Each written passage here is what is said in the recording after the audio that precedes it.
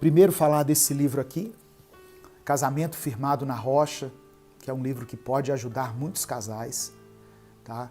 Se o casal decidir ler junto e seguir as orientações contidas nesse livro aqui, são 15 capítulos apenas, cada um com uma proposta de mudança de atitude.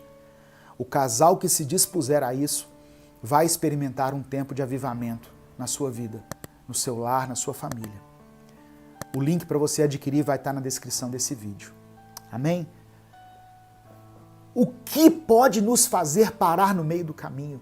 Identificar aqui, talvez na minha vida e na sua vida, o que nos fez parar ou o que pode nos fazer parar. Talvez você esteja numa rota de crescimento, de progressão, de prosperidade. Amém, glória a Deus. Deus quer fazer com que você alcance novos níveis. Se você está assim, continue avançando. Louvado seja o nome do Senhor. Mas essa palavra pode servir de alerta para você, para que você não pare no meio do caminho. Ou talvez para que você compartilhe com alguém que você conheça, que parou no meio do caminho, por algum desses motivos aqui, que eu vou mencionar. E aí você envia para ele, para ela. Amém, meu irmão? Posso contar com você? Em nome de Jesus? A primeira coisa que pode nos fazer parar no meio do caminho é o pecado. O pecado pode nos travar. O pecado pode impedir a nossa prosperidade, o nosso crescimento. Gênesis capítulo 17, versículo 1, diz assim: Sendo, pois, Abrão da idade de 99 anos, apareceu o Senhor a Abrão e disse-lhe: Eu sou Deus Todo-Poderoso. Anda em minha presença e sê perfeito. Isso aqui está em Gênesis 17. Em Gênesis 12 foi o chamado de Abraão. Em Gênesis 17, Deus chama ele novamente e fala assim: meu amigo, anda na minha presença. Talvez seja um sinal de que Abraão não estava andando na presença de Deus. Deus chama ele à santidade. Deus chama ele a uma vida de retidão, de integridade. Antes de Deus cumprir os seus propósitos na nossa vida, Ele quer em nós uma atitude de obediência e santidade. Muitas vezes a sedução e a glória desse mundo vão servir de instrumento para nos tirar do propósito de Deus.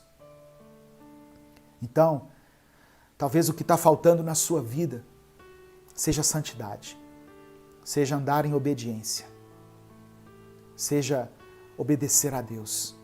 Decida hoje abandonar o pecado, decida abandonar essa condição de adultério, de fornicação, esse vício, essa mentira, essa hipocrisia que você tem vivido, esse julgamento. Examine a você mesmo. Volte seus olhos para você mesmo. O pecado pode impedir o melhor de Deus para você. Amém? Receba essa palavra em nome de Jesus. A segunda coisa que pode nos fazer parar no meio é a conformidade com a nossa situação. É quando nós nos acostumamos com a mediocridade. Às vezes Deus tem para nós a excelência, mas nós nos acostumamos com a mediocridade. Isso chama-se apatia. É quando nós não temos mais vontade de avançar, quando nós ficamos indiferentes à nossa situação, à nossa vida espiritual, conformados com a mediocridade da nossa vida, com a mediocridade dos nossos relacionamentos, do nosso casamento, do nosso relacionamento com nossos filhos. A pessoa conformada tem o foco só nos seus projetos pessoais, se tornam pessoas egoístas. Se ele estiver bem, o resto que se exploda. Ah, mas a sua família está sendo despedaçada, mas eu estou bem e pronto, acabou. É o conformismo. O conformado, ele não tem tempo para Deus na sua agenda, sabe? Ele esconde a sua falta de espiritualidade atrás de uma falsa religiosidade. É o que Jesus falou em Mateus capítulo 15, verso 8, quando ele disse assim: esse povo se aproxima de mim com a sua boca e me honra com os seus lábios, mas o seu coração está longe de mim. Uma coisa que pode afastar você do plano de Deus, do propósito de Deus, é o conformismo. Deus tem muito mais para você do que você tem experimentado. Mas você parou aí nesse lugar. Deus quer tirar você daí, levar você para a terra da conquista, para a terra da bênção. Em nome de Jesus. E quando eu falo bênção, eu não estou falando só de dinheiro não, meus irmãos. Eu estou falando de uma vida espiritual abençoada, de uma intimidade com Deus, com o Espírito Santo, de ser usado como um instrumento para essa geração. Não se conforme. Decida hoje se levantar e seguir em direção àquilo que Deus tem para você. E a terceira e última coisa que pode fazer com que nós paremos no meio: os traumas do passado. Eu vou explicar essa passagem. Pessoas que em um determinado momento da vida foram atingidas por uma tragédia, uma perda, uma calamidade, uma traição, uma dificuldade qualquer. E com pouca força que tinham, eles tentaram se livrar dessa amargura e da sina de viver com a alma abatida por essa perda. Só que, embora eles tenham tentado superar isso, embora tenham tentado deixar o passado para trás, parece que alguma coisa sempre arrastava eles para as mesmas dificuldades, para as mesmas angústias. Pessoas que se prenderam ao passado tiveram uma experiência tão ruim, tão dolorosa, que ficaram ali amarradas.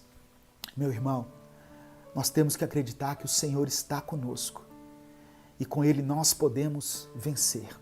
Nós podemos derrubar gigantes, nós podemos passar pelo vale da sombra da morte, podemos atravessar os mares, vencer exércitos, sair vitoriosos das fornalhas, vencer as tempestades da vida, porque Deus é quem nos fortalece.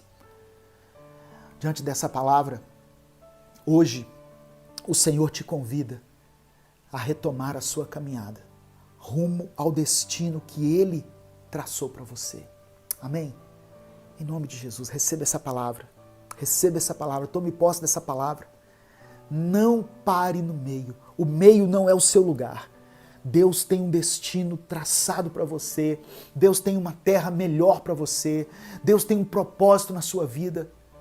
Não deixe que nada dessas coisas que eu falei, ou alguma coisa que eu não tenha mencionado aqui, mas que certamente o Espírito Santo ministrou ao seu coração, não permita que essas coisas impeçam você de prosseguir rumo ao propósito que Deus tem para você. Amém? Em nome de Jesus,